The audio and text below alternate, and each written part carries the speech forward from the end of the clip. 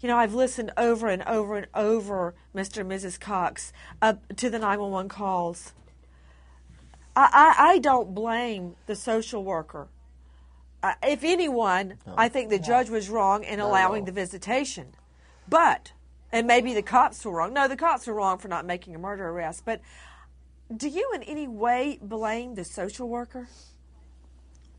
Not at all. No. She did everything she could. But she shouldn't have been on this case by herself. During the visitation, she should not have been by herself with this man. And it should not have been at his house. You know what? I agree. Why did they send an unarmed female out there to deal with Josh Powell when she's the only thing between him and the boys? I don't understand it. And I'm glad she's safe, because she could have very well been in that house. I mean, she did everything right. everything He could have just closed the door behind her. Yes, I know. Yes. When you drove up to that scene, Mr. Cox, and you saw those flames, what did you think?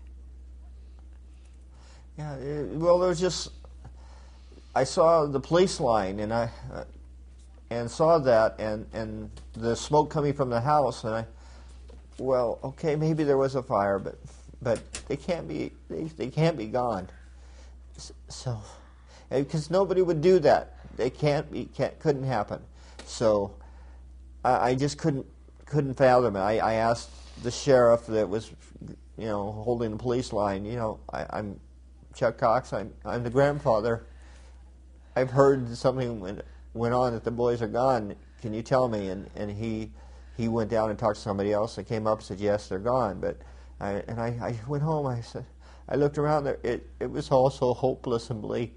And so, but I went home and I still couldn't believe it. I didn't want to believe it until such time as the sheriff actually came over later that afternoon, probably an hour or so later, and said he came to the house and told us officially, yes, the boys had died in the fire.